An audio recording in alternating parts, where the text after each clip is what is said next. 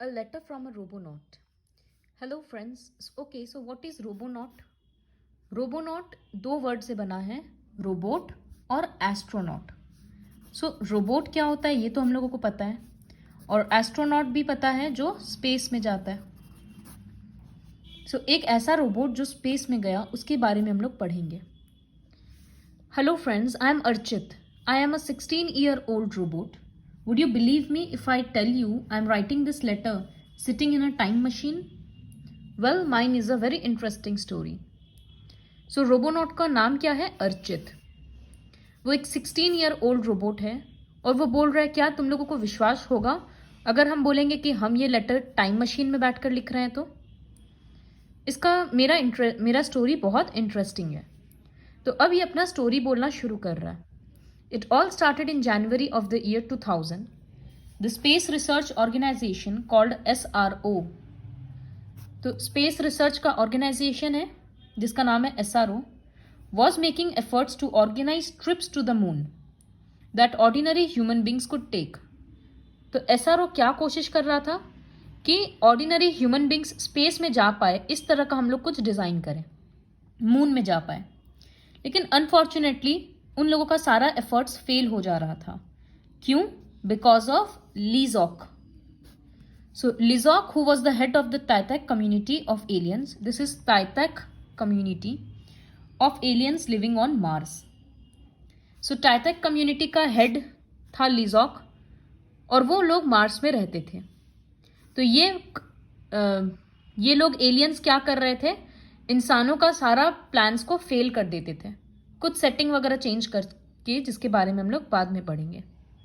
So this community always थ्वॉटेड, मतलब waste कर दे रहा था सारा एफर्ट्स, कोशिश made by the SRO. After a lot of research, the scientists at SRO discovered that they could be successful in their mission only if they used a robonaut. तो वो लोग अपने मिशन में तभी सक्सेसफुल होंगे जब वो लोग एक एस्ट्रोनॉट नहीं, एक रोबोनॉट को भेजेंगे. तो ये साइंटिस्ट्स को बाद में समझ आया. This means that a human would have to be converted into a robot who would act as an astronaut. तो रोबोनॉट कैसे बनाएंगे?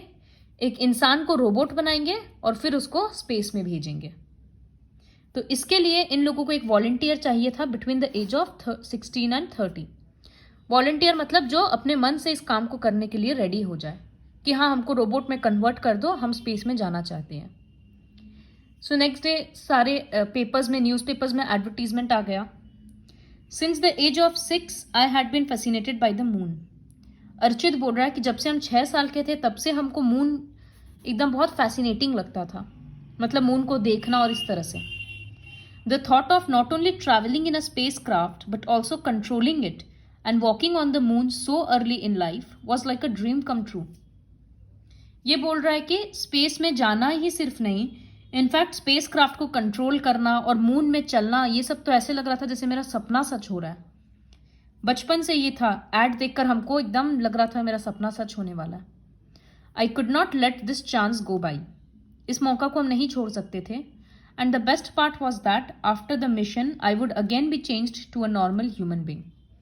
और इस मिशन का बेस्ट पार्ट ये था कि जब ये मिशन हो जाएगा, इसके बाद वापस से वो एक रोबोनॉट से एक नॉर्मल ह्यूमन बींग बन जाएगा. तो उसका ड्रीम भी पूरा हो जाएगा और वो ह्यूमन का ह्यूमन रहेगा. तो नेक्स्ट मॉर्निंग ये SRO टाइम से पहले पहुंच गया, 15 मिनट पहले, क्योंकि बहुत सुपर एक्साइटेड था वो. Welcome Archit, I am professor Ghazi, the head of this mission. तो जो प्रोफेसर हेड थे उनका नाम था प्रोफेसर गाजी. अ ग्रे हेयर्ड, बूढ़े थे इसलिए बाल ग्रे हो चुका था. बेस्पेक्टिकल्ड मैन मतलब चश्मा पहनते थे. Thank you sir, I tried not to sound nervous. After a quick medical checkup and a few signatures, papers वगैरह में अर्चित साइन किया, I was taken in to a room. उस रूम में इतना बड़ा बड़ा मशीन्स था जितना आज से पहले कभी नहीं देखे, इनफैक्ट फोटोज में भी नहीं देखा था अर्चित.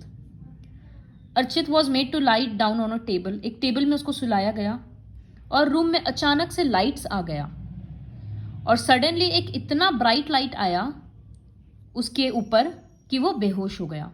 आई shook all over and lost consciousness, मतलब होश खो दिया. 3 घंटा के बाद उसको होश आया. I gained consciousness. I looked down at my self, वो अपने आप को देखा तो उसके बॉडी में कहीं भी स्किन नहीं था। उसका पूरा बॉडी मेटल से कवर्ड था, जैसे रोबोट्स का होता है। एक कंप्यूटर अटैच था विद अ कीबोर्ड उसकी बॉडी से, और उसका राइट हैंड ही बस ऐसा था जिसको वो यूज कर सके। उसका माइंड और हार्ट फंक्शन कर रहा था एक इंसान की जैसे, लेकिन बाकी सब कुछ उसका एक रोबोट के जैसा हो चुका था। All I had to do in the aircraft going to the moon was to see any danger in space and report to the scientists at the SRO. तो अर्चित का क्या काम था? उसका काम था कि वो स्पेस में जाएगा स्पेसक्राफ्ट में बैठ के, और अगर कोई भी खतरा उसको दिखेगा स्पेस में तो साइंटिस्ट को इन्फॉर्म करना है, मशीन्स के थ्रू ही करना है। Professor Ghazi pressed a button and automatically I found my self walking towards the spacecraft. तो अब उसको एक रोबोट के जैसे कंट्रोल किया जा रहा है। एक बटन प्रेस किए और वो स्पेसक्राफ्ट की तरफ अपने आप चलने लग गया। जैसे ही वो स्पेसक्राफ्ट के अंदर बैठा, काउंटडाउन शुरू हो गया। 10, 9, 8, 7, 6, 5, 4, 3, 2, 1, 0। 0 बोलते ही स्पेसक्राफ्ट ऊपर चला गया। I was airborne at last. Airborne मतलब हवा में होना। वो अपना जर्नी एंजॉय ही कर रहा था जब वो अचानक से देखा कि सन क्रॉस किया। वो सोच ही रहा था कि क्या हुआ, तो फिर से वो देखा मून क्रॉस किया। तो वो सोचा कि एसआरओ में ये बात बोलना चाहिए कि सन और मून क्रॉस किया है। तभी अचानक से फिर से एक सन क्रॉस किया, फिर से मून क्रॉस किया। इस तरह से हजारों बार होते गया होते गया होते गया। काउंटिंग भी भूल गया वो कि कितना सन और कितना मून क्रॉस किया। तो quickly I sent the message to professor Ghazi. वो प्रोफेसर गाजी को मैसेज किया अर्चित कि इस तरह से हो रहा है। 10 मिनट तक कोई रिप्लाई नहीं आया। फिर उसके स्क्रीन में एक मैसेज फ्लैश किया, मतलब मैसेज आया, press the halt key and land wherever you are. तो हॉल्ट की प्रेस करो और जहां कहीं भी है वो स्पेसक्राफ्ट वहीं पर लैंड कर जाएगा। My human heart and found these strange but automatically followed instructions. उसका दिल और दिमाग तो इंसान का था, तो ये बात उसको अजीब लग रहा है, लेकिन फिर भी रोबोट्स के जैसे ऑटोमेटिकली वो हॉल्ट की प्रेस कर दिया और स्पेसक्राफ्ट एक अर्थ के जैसा जगह में आकर लैंड किया। वहां पर रोबोट्स के जैसे ही पीपल थे, इस तरह से कोई ट्री नहीं था आसपास, और वो अपने विंडो के स्पेसक्राफ्ट के विंडो से देख रहा था कि जो भी पेड़ है वो एकदम अनहेल्दी है, एकदम बीमार सा है, और कोई उसको टच नहीं कर रहा। और गेट पे एक बोर्ड लगा था इस तरह से, forestorium, and people were buying tickets to go inside. लोग अंदर जाने का टिकट काउंटर से टिकट्स खरीद रहे थे। और बहुत गर्मी था, अगर वो मेटल का नहीं बना होता तो उसका स्किन जल जाता। तो where on earth was I. अब वो सोच रहा है कि हम कहाँ हैं, कोई मैसेज भी एसआरओ से नहीं आ रहा है। तो ये सोचा अब हमको क्या करना चाहिए। तभी कंप्यूटर स्क्रीन में मैसेज आया, you have reached the year 3000। What? Professor Gazi must be mistaken. I was suppose to go to the moon and not in to the future.